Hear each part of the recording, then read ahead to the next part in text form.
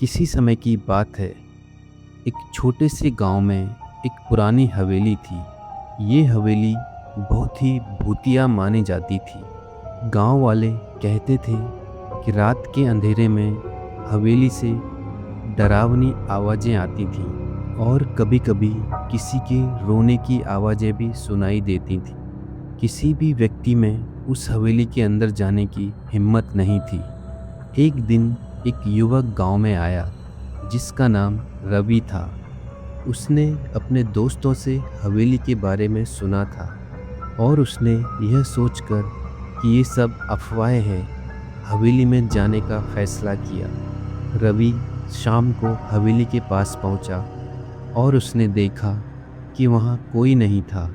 हवेली खंडर हो चुकी थी, लेकिन उसकी छत और दीवारें अभी भी खड़ी थीं।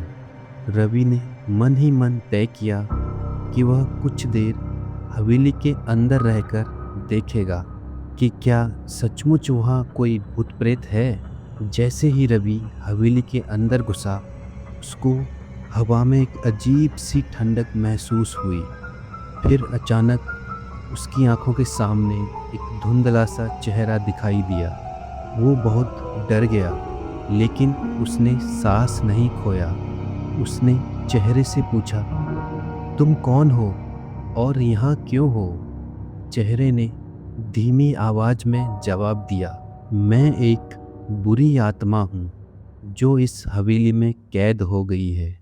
मैं अपनी मौत के कारण इस दुनिया से बिछड़ गई थी और अब तक मुझे शांति नहीं मिली। रवि ने डरते हुए पूछा, तुम यहाँ क्यों रो रही हो? आत्मा ने कहा, मुझे मेरी हत्या का बदला लेना है, लेकिन कोई मेरी मदद करने के लिए नहीं आता।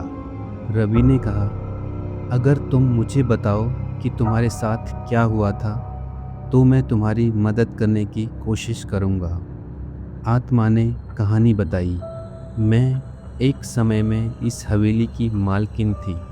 एक रात मेरे ही पति ने मुझे धोखे से मार डाला।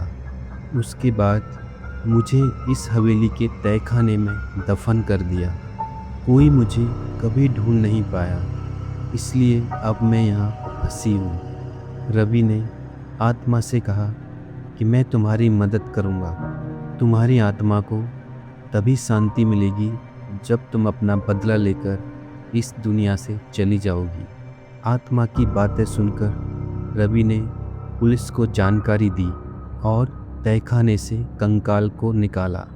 उसके बाद पुलिस ने मामले की जांच की और उसके 1 महीने बाद उस आत्मा को शांति मिली। उस दिन के बाद से हवेली में कभी कोई अजीब आवाज़ें नहीं आईं और गांव वाले फिर से शांति से रहने लगे। रवि ने आत्मा की मदद की थी, इसलिए उसके साहस की कहानी गांव में आज भी सुनाई जाती है। दोस्तों, अगर ये कहानी आपको पसंद आई तो इस कहानी को लाइक और मेरे चैनल को सब्सक्राइब करना ना भूलें।